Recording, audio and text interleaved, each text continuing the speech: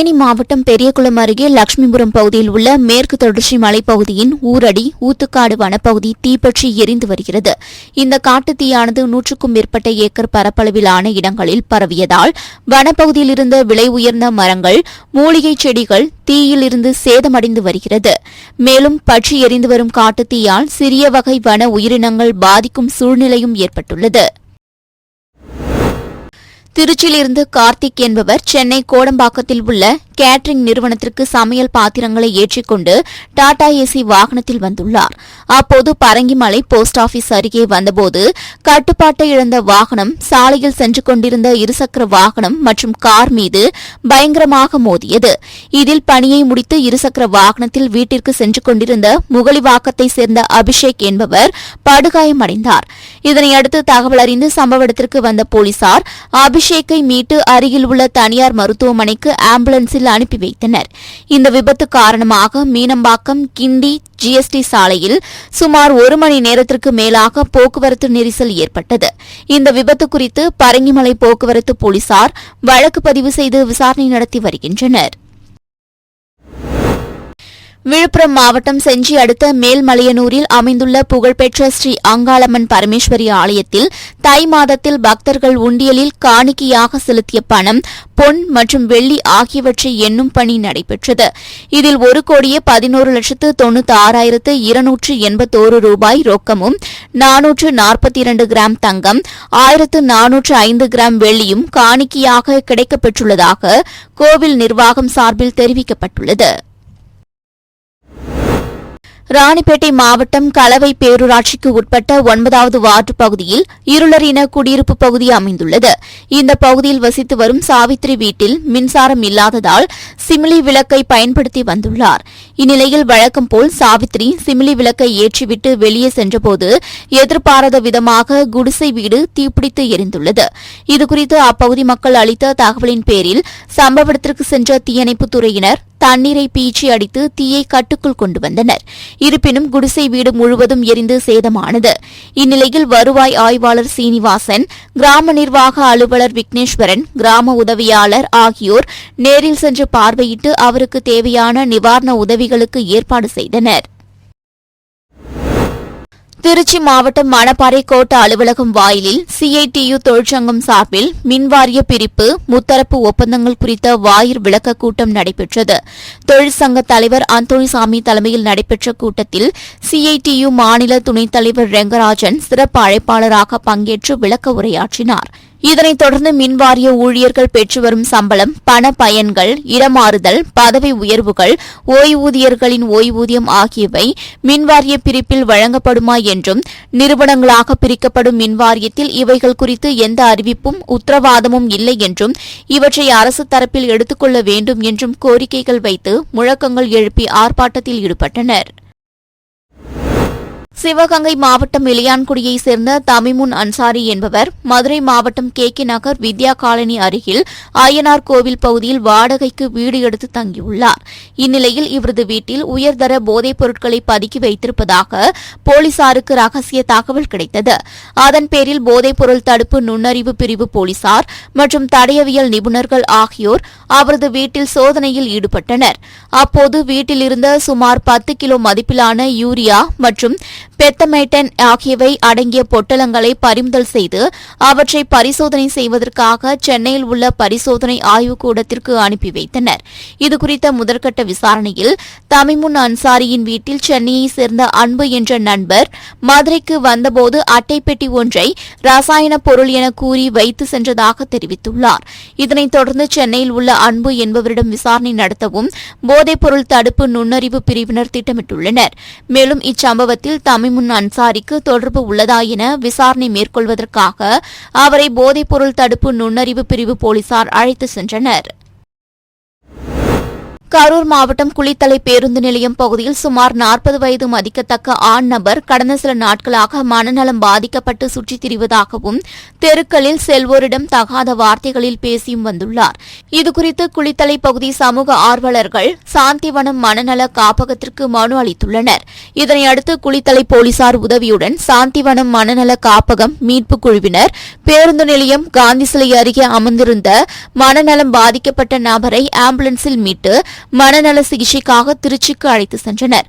மருத்துவமனையில் குணம் பெற்றவுடன் அவரது முகவரி கண்டுபிடித்து குடும்பத்தாரிடம் ஒப்படைக்கப்படுவார் என தெரிவித்தனர். கடலூர் மாவட்ட எஸ்பி அலுவலகத்திற்கு பெண் குழந்தையுடன் வந்த பெண் ஒருவர் தர்ணா போராட்டத்தில் ஈடுபட்டார். இதுகுறித்து தகவல் அறிந்த எஸ்பி ராஜாராம் நேரடியாக வந்து அந்த பெண்ணிடம் விசாரணை நடத்தினார். விசாரணையில் அந்த பெண் வடலூர் அருகே உள்ள வானதி ராயபுரத்தை சேர்ந்த பூவராகசாமி என்பவரது மனைவி காயத்ரி என்பதும் அவர் தற்போது 3 மாத கர்ப்பிணியாக இருப்பதும் தெரியவந்தது. மேலும் தனது கணவர் தன்னையும் தனது பெண் குழந்தையையும் அடித்து கொடுமைப்படுத்துவதாகவும் 2வது பெண் குழந்தையாக பிறந்து விடுமோ என்ற எண்ணத்தில் தினம்தோறும் தன்னை துன்புறுத்துவதாகவும் அப்பெண் கூறினார். இதனை கேட்ட எஸ்பி ராஜாராம் கணவரை அழைத்து விசாரணை செய்து நடவடிக்கை எடுக்கப்படும் என்று கூறினார். இந்த சம்பவத்தால் எஸ்பி அலுவலகத்தில் சிறிது நேரம் பரபரப்பு ஏற்பட்டது. சென்னை வில்லிவாக்கம் பகுதியில் உள்ள மாஸ்டர் கிரிக்கெட் கிளப் நிறுவனர் ஷம்சுதீன் ஏற்பாட்டில் தனியார் கிரிக்கெட் மைதானத்தில் மாநில அளவிலான 19 வயதுக்குட்பட்ட மகளிர் கிரிக்கெட் T30 போட்டி நடைபெற்றது. இதில் தமிழகத்தில் உள்ள பல்வேறு மாவட்டங்களில் இருந்து 6 கிரிக்கெட் அணியினர் கலந்து கொண்டு போட்டியிட்டனர். தொடர்ந்து 10 நாட்கள் நடைபெற்ற இப்போட்டியின் இறுதிச் சுற்றில் 89 ரன்கள் வித்தியாசத்தில் வெற்றி பெற்ற பியர்லெஸ் ஸ்பைடர்ஸ் கிரிக்கெட் அணிக்கு பதக்கங்கள், பாராட்டு சான்றிதழ் வழங்கப்பட்டது. இந்நிகழ்ச்சியில் சிறப்பு அழைப்பாளராக திருவள்ளூர் மாவட்ட கிரிக்கெட் சங்க துணைத் தலைவரும் மாவட்ட மகளிர் கிரிக்கெட் தேர்வுக்குழு தலைவருமான பாலசுப்ரமணியன் மற்றும் தமிழ்நாடு கிரிக்கெட் சங்க மகளிர் பயிற்சியாளர் சிமிலால் சிங் ஆகியோர் கலந்து கொண்டு வெற்றி பெற்ற அணிகளுக்கு பதக்கங்கள் மற்றும் பாராட்டு சான்றிதழ் வழங்கினார். மேலும் சிறந்த ஆட்ட நாயகி, சிறந்த பந்துவீச்சாளர் பதக்கங்கள், சான்றிதழ் வழங்கப்பட்டது. சேலம் மாவட்டம் தாரமங்கலத்தை அடுத்துள்ள ஆட்டையான் வளவு கிராமத்தில் உள்ள மிகப்பெரிய நீர்த்தேக்க தொட்டி மூலம் அனைத்து கிராமங்களுக்கும் குடிநீர் வழங்கப்பட்டு வருகிறது. இந்நிலையில் வழக்கம் போல் நீர்த்தேக்க தொட்டியின் மீது ஆபரேட்டர் அம்மாசி என்பவர் மேலே ஏறி பார்த்தபோது நீர்த்தேக்க தொட்டியின் உள்ளே ஒரு குட்டி நாய் இறந்த நிலையில் மிதந்து கொண்டிருந்ததைக் கண்டு அதிர்ச்சி அடைந்தார். இதுகுறித்து தகவல் அறிந்து சம்பவ இடத்திற்கு சென்ற போலீசார் நீர்த்தேக்க தொட்டியை பார்வையிட்டு விசாரணை மேற்கொண்டு வருகின்றனர். கிராம மக்கள் குடிநீருக்காக பயன்படுத்தும் நீர்த்தேக்க தொட்டியில் நாய்க்குட்டி இறந்து கிடந்தது அப்பகுதி மக்களிடையே பரபரப்பை ஏற்படுத்தியது. மதுரையில் வசித்து வந்த ஈஸ்வரி அம்மாள் என்பவர் உடல்நலக்குறைவால் கடந்த 2 வருடங்களுக்கு முன்பு இறந்துவிட்டார். இவரது மகன் தினேஷ்குமார் தனது தாயின் சொந்த ஊரான சிவகங்கை மாவட்டம் திருபுவனம் அருகே உள்ள மாங்குடி கிராமத்தில் தாயின் நினைவாக மணிமண்டபம் கட்டி தெய்வமாக வழிபட்டு வருகிறார். இந்நிலையில் ஈஸ்வரி அம்மாளுக்கு தனது மகனுக்கு திருமணம் செய்து பார்க்க வேண்டும் என்று கடைசி ஆசை இருந்துள்ளது. இதனை எப்படி நிறைவேற்றுவது என்று யோசித்த தினேஷ்குமார் தனது தாயின் கல்லறை முன்பு திருமணம் செய்ய முடிவெடுத்து அதற்கான ஏற்பாடுகளை செய்து வந்தார். பின்னர் தினேஷ்குமாருக்கும் மதுரையை சேர்ந்த காயத்ரி என்ற பெண்ணுக்கும் அவரது தாயின் கல்லறை முன்பு திருமணம் நடைபெற்றது. இச்சம்பவம் அங்கிருந்தவர்களிடையே நெகிழ்ச்சியை ஏற்படுத்தியது.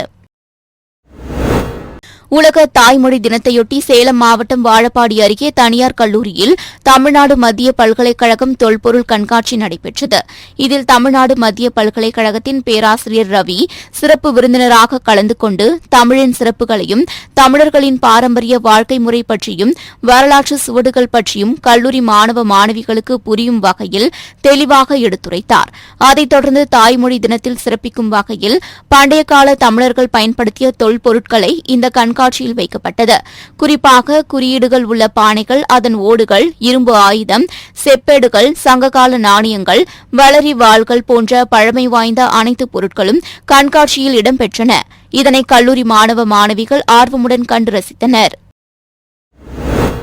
தேனி மாவட்ட ஆட்சியர் அலுவலக கூட்டரங்கில் உசிலம்பட்டி, சோழவந்தான், ஆண்டிப்பட்டி, பெரியகுளம், போடிநாயக்கனூர் மற்றும் கம்பம் சட்டமன்ற தொகுதிகளின் உதவி தேர்தல் நடத்தும் அலுவலர்களுடன் நாடாளுமன்ற தேர்தல் தொடர்பான முன்னேற்பாடு பணிகள் குறித்த ஆய்வுக் கூட்டம் நடைபெற்றது. இக்கூட்டத்திற்கு தலைமை தாங்கி பேசிய மாவட்ட ஆட்சியர் சஜீவனா, அனைத்து வாக்குச்சாவடி நிலையங்களிலும் அடிப்படை வசதிகள் குறித்து 100% ஆய்வு மேற்கொள்ள வேண்டும், தேர்தல் தொடர்பான விழிப்புணர்வு பணிகளுக்கு தேவையான முன்னேற்பாடு பணிகளை மேற்கொள்ள வேண்டும், பதற்றமான மற்றும் மிகவும் பதற்றமான வாக்குச்சாவடி மையங்களை கண்டறிந்து பட்டியல் வழங்க வேண்டும் என்று தெரிவித்தார். திருவள்ளூர் மாவட்டம் ஆவடி மாநகராட்சிக்குட்பட்ட மிட்டனமில்லி அரசு பள்ளியில் படித்த முன்னாள் மாணவர்கள் சங்கம் சார்பில் 8,50,000 ரூபாய் மதிப்பில் கட்டப்பட்ட கணினி திறன் வகுப்பறை திறப்பு விழா நடைபெற்றது. இவ்விழாவில் அரசு பள்ளி முன்னாள் மாணவர்கள் சங்க தலைவர் டில்லி கலந்து கொண்டு புதிதாக அமைக்கப்பட்ட கணினி அறையினை திறந்து வைத்தார். பின்னர் பள்ளி மாணவிகள் ஆர்வமுடன் கணினியை பயன்படுத்தினர். முன்னதாக முன்னாள் மாணவர்கள் சிலர் இறந்ததை அடுத்து அவர்களுக்கு மௌன அஞ்சலி செலுத்தப்பட்டது. திண்டுக்கல் மாவட்டம் கொடைக்கானலில் உள்ள ரோஜா பூங்காவில் சுற்றுலா பயணிகளை கவரும் வகையில் ஆயிரக்கணக்கான ரோஜா மலர்கள் வைத்து பராமரிக்கப்பட்டு வருகிறது. இந்நிலையில் ரோஜா பூங்கா அலுவலர் பார்த்தசாரதி தலைமையில் பூங்கா ஊழியர்கள் ரோஜா பூங்காவில் உள்ள ரோஜா செடிகளில் கவாத்து எடுக்கும் பணியில் ஈடுபட்டனர். சுமார் 16,000 ரோஜா மலர்கள் கவாத்து எடுக்கும் பணி இன்று துவங்கி 20 நாட்களுக்கு நடைபெறும் என பூங்கா நிர்வாகம் தெரிவித்துள்ளது. திருவாரூர் மாவட்டம் மன்னார்குடி அருகே பைங்காட்டூர் நேரடி நெல் கொள்முதல் நிலையத்திற்கு மேலப்புத்தூர் கிராமத்தைச் சேர்ந்த சங்கர் என்பவர் நெல்மணிகளை கொண்டு வந்துள்ளார். அப்போது அங்கு நெல் மூட்டைகளை சேமிப்பு கிடங்கிற்கு லாரியில் தொழிலாளர்கள் ஏற்றிக் கொண்டிருந்த நிலையில் லாரி ஓட்டுநர் லாரியை பின்புறமாக எடுத்தபோது அருகில் நின்ற சங்கர் மீது லாரி மோதியது. இந்த விபத்தில் பலத்த காயமடைந்த சங்கர் சம்பவ இடத்திலேயே உயிரிழந்தார். இச்சம்பவம் குறித்து தலையாமங்கலம் போலீசார் வழக்கு பதிவு செய்து விசாரணை மேற்கொண்டு வருகின்றனர். மயிலாடுதுறை மாவட்டம் பெரம்பூர் காவல் சரகத்திற்குட்பட்ட பகுதியில் உள்ள அரசு உயர்நிலைப் பள்ளியில் நாராயண பிரசாத் என்பவர் ஆசிரியராக பணிபுரிந்து வந்தார். இவர் பள்ளி மாணவிகளுக்கு பாலியல் தொல்லை கொடுத்ததாக அப்பள்ளியின் தலைமை ஆசிரியர் இளவரசன் என்பவர் மயிலாடுதுறை அனைத்து மகளிர் காவல் நிலையத்தில் புகார் அளித்தார். அதன் பேரில் மகளிர் போலீசார் நாராயண பிரசாத்தை போக்சோ சட்டத்தின் கீழ் கைது செய்தனர். இது தொடர்பான வழக்கு நாகை போக்சோ நீதிமன்றத்தில் நடைபெற்று வந்தது. இந்த வழக்கை விசாரித்த நீதிபதி மணிவண்ணன் குற்றவாளிக்கு 25 ஆண்டுகள் கடுங்காவல் தண்டனை மற்றும் 70,000 ரூபாய் அபராதம் விதித்து தீர்ப்பளித்தார். தேனி மாவட்டம் உத்தமபாளையம் தாலுகா அனுமந்தப்பட்டி பேரூராட்சியில் தேனி நாடாளுமன்ற உறுப்பினர் நிதியிலிருந்து 15 லட்சம் ரூபாய் மதிப்பீட்டில் புதிய பாலம் அமைப்பதற்கான முன்னேற்பாடுகள் நடைபெற்று வந்தது. இந்நிலையில் ஆர்சி கிழக்கு தெருவை சேர்ந்த பொதுமக்கள் அனைவரும் தங்களுக்கு பாலம் வேண்டாம் என எதிர்ப்பு தெரிவித்து வருகின்றனர். மேலும் இந்த பாலம் கட்டினால் தங்கள் பகுதியில் மத கலவரம் ஜாதி கலவரம் ஏற்பட அதிக அளவில் வாய்ப்பு உள்ளதாகவும் கூறினர். எனவே தமிழக அரசும் மாவட்ட நிர்வாகமும் உடனடியாக தலையிட்டு புதிய பாலம் கட்டும் பணியை நிறுத்த வேண்டும். இல்லையென்றால் பொதுமக்களை திரட்டி நாளை பெரிய அளவில் போராட்டம் நடைபெறும் என எச்சரிக்கை விடுத்தனர். திருப்பத்தூர் மாவட்டம் ஆம்பூர் அடுத்த சோலூர் பகுதியில் செயல்பட்டு வரும் ஆதிதிராவிடர் பள்ளி மாணவர்கள் தங்கும் விடுதியில் பேரணாம்பட்டு பகுதியைச் சேர்ந்த மாற்றுத்திறனாளி வினோத்குமார் என்பவர் விடுதி காப்பாளராக பணிபுரிந்து வந்துள்ளார். இவர் துறை சார்ந்த உயர் அதிகாரிகளிடம் தெரிவித்துவிட்டு வெளியில் சென்றதாக கூறப்படும் நிலையில் கோட்டாட்சியர் அஜிதா பேகம் திடீரென மாணவர்கள் விடுதியில் ஆய்வு மேற்கொண்டார். இந்நிலையில் விடுதி காப்பாளர் வினோத்குமார் பணியில் இல்லாததாலும் விடுதியில் தங்கி படிக்கும் மாணவர்களிடம் பொறுப்பற்ற நிலையில் பணி செய்த காரணத்தினாலும் அவரை தற்காலிக பணி நீக்கம் செய்து மாவட்ட ஆட்சியர் தர்பகராஜ் உத்தரவிட்டுள்ளார். திருவள்ளூர் மாவட்டம் பெரியபாளையம் அடுத்த ஆரணி பகுதியில் தடை செய்யப்பட்ட காட்டன் சூதாட்டம் நடைபெறுவதாக வந்த ரகசிய தகவலை அடுத்து ஆரணி பஜார் வீதியில் போலீசார் தீவிர கண்காணிப்பில் ஈடுபட்டனர். அப்போது சந்தேகத்திற்கிடமாக செல்போன் மூலம் நம்பர் எழுதி கொண்டிருந்தவர்களை மடக்கி பிடித்து விசாரணை மேற்கொண்டனர். அதில் அவர்கள் ஆரணி பகுதியைச் சேர்ந்த பாலகிருஷ்ணன், நாகராஜ், முரளி, கோட்டீஸ்வரன், சர்ச்சையா என்பதும் இவர்கள் தமிழ்நாடு அரசால் தடை செய்யப்பட்ட காட்டன் சூதாட்டத்தில் ஈடுபட்டதும் தெரியவந்தது. இதனையடுத்து அவர்களை கைது செய்த போலீசார் அவர்களிடமிருந்து சூதாட்டத்திற்கு பயன்படுத்திய 4 செல்போன்கள், ஒரு லேப்டாப் உள்ளிட்ட பொருட்களை பறிமுதல் செய்து விசாரணை மேற்கொண்டு வருகின்றனர். நெகிழியில்லா கடற்கரை மண்டலத்தை உருவாக்க வேண்டும் என்பதை வலியுறுத்தி நாகையில் மாரத்தான் ஓட்ட பந்தயப் போட்டி நடைபெற்றது.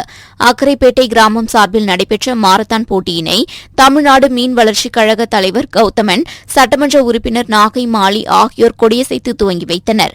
ஆட்சியர் அலுவலகத்தில் இருந்து துவங்கிய மாரத்தான் போட்டியில் ஆடவர் மற்றும் மகளிர் என சுமார் 5,000க்கும் மேற்பட்டோர் கலந்து கொண்டனர்.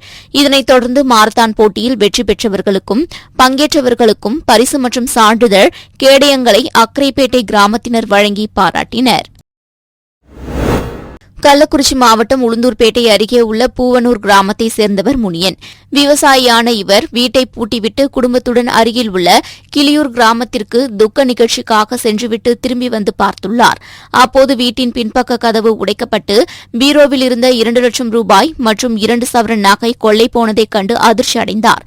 இதுகுறித்து தகவல் அறிந்து சம்பவ இடத்திற்கு சென்ற திருநாவலூர் போலீசார் தடயவியல் நிபுணர்களை வரவைத்து கைரேகை மற்றும் தடயங்களை சேகரித்து விசாரணை மேற்கொண்டு வருகின்றனர். சென்னை புழல் அடுத்த கதிர்வேடு பகுதியில் உள்ள குளம் நீண்ட நாட்களாக தூர்வாராமல் பராமரிப்பின்றி இருந்து வந்தது. இதனால் இந்த குளத்தை தூர்வாரி தருமாறு காங்கிரஸ் கட்சியின் 31வது வார்டு மாமன்ற உறுப்பினர் சங்கீதா பாபுவிடம் பொதுமக்கள் கோரிக்கை வைத்தனர்.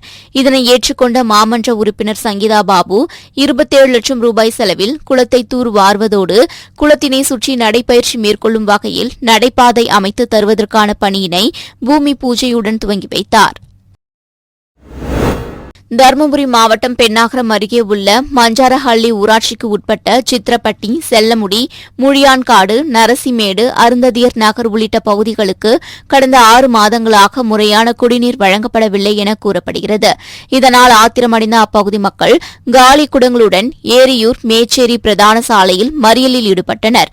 அப்போது பேச்சுவார்த்தைக்கு வந்த ஊராட்சி மன்ற தலைவர் மாணிக்கத்திடம் கடும் வாக்குவாதத்தில் ஈடுபட்டனர். சுமார் 1 மணி நேரம் நடைபெற்ற இந்த போராட்டத்தால் பள்ளி, கல்லூரிக்கு செல்ல முடியாமல் பாதி வழியில் தவித்த மாணவ மாணவிகளின் நலன் கருதி போராட்டத்தை முடித்துக் கொண்டனர். அரியலூர் மாவட்டத்தில் உள்ள பள்ளிகளில் பயிலும் மாணவர்களின் நலனை கருத்தில் கொண்டு பயிலும் பள்ளியிலேயே ஆதார் பதிவு திட்டம் அரியலூர் அரசு பெண்கள் உயர்நிலைப் பள்ளியில் இன்று தொடங்கப்பட்டது. இதனை மாவட்ட வருவாய் அலுவலர் கலைவாணி தொடங்கி வைத்தார். மேலும் இத்திட்டம் அரியலூர் மாவட்டத்தில் உள்ள ஒவ்வொரு கிராம பள்ளிகளிலும் நடைபெற உள்ளதாகவும் இதற்கான விவரங்கள் விரைவில் தெரிவிக்கப்படும் என கூறினார். இந்நிகழ்வில் பள்ளி கல்வித்துறை அதிகாரிகள், அப்பள்ளி தலைமை ஆசிரியர்கள் பலர் கலந்து கொண்டனர். செங்கல்பட்டு மாவட்டம் மதுராந்தகம் அருகே அச்சுரப்பாக்கம் அடுத்த தேன்பாக்கம் கிராமத்தைச் சேர்ந்த கோவிந்தன் என்பவரின் மகன் ரோஹித். இவர் அச்சுரப்பாக்கம் அரசினர் பள்ளியில் 6ஆம் வகுப்பு படித்து வந்தார். இந்நிலையில் சக மாணவர்களுடன் ரோஹித் ஏரியில் குளித்துக் கொண்டிருந்தபோது மதகு சுழற்சி தண்ணீரில் சிக்கி தவித்தார். இதனைக் கண்டு அதிர்ச்சியடைந்த சக மாணவர்கள் உடனடியாக பெற்றோர்களிடம் தெரிவித்தனர். இதனையடுத்து பொதுமக்களும் உறவினர்களும் ஏரியில் தேடிய நிலையில் மாணவனை சடலமாக மீட்டனர். இதுகுறித்து அச்சுரப்பாக்கம் போலீசார் வழக்கு பதிவு செய்து விசாரணை மேற்கொண்டு வருகின்றனர்.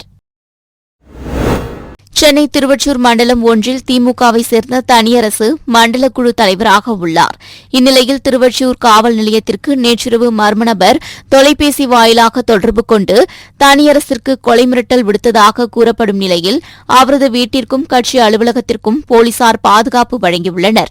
மேலும் தொலைபேசி வாயிலாக தொடர்பு கொண்டு மிரட்டல் விடுத்த அந்த நபர் யார் என போலீசார் தீவிரமாக விசாரணை மேற்கொண்டு வருகின்றனர். நாகை மாவட்டம் வேதாரண்யம் அடுத்த கோடியக்கரை கடற்கரை அருகே கஞ்சா பொட்டலங்கள் கரை ஒதுங்கியுள்ளதாக அப்பகுதி மீனவர்கள் வேதாரண்யம் கடலோர காவல் குழும போலீசாருக்கு தகவல் தெரிவித்தனர். அதன் பேரில் கடலோர காவல் குழும போலீசார் கோடியக்கரை சென்று கரை ஒதுங்கிய கஞ்சா பொட்டலங்களை கைப்பற்றி சோதனை செய்ததில் 2 கிலோ வீதம் 13 பொட்டலங்களில் 26 கிலோ கஞ்சா இருப்பது தெரியவந்தது. மேலும் இலங்கைக்கு படகின் மூலம் கடத்தியபோது கஞ்சா பொட்டலங்கள் கடலில் தவறி விழுந்து கரை ஒதுங்கியதா, கஞ்சா கடத்தலில் ஈடுபட்டது யார் என்று கடலோர காவல் குழும போலீசார் விசாரணை நடத்தி வருகின்றனர்.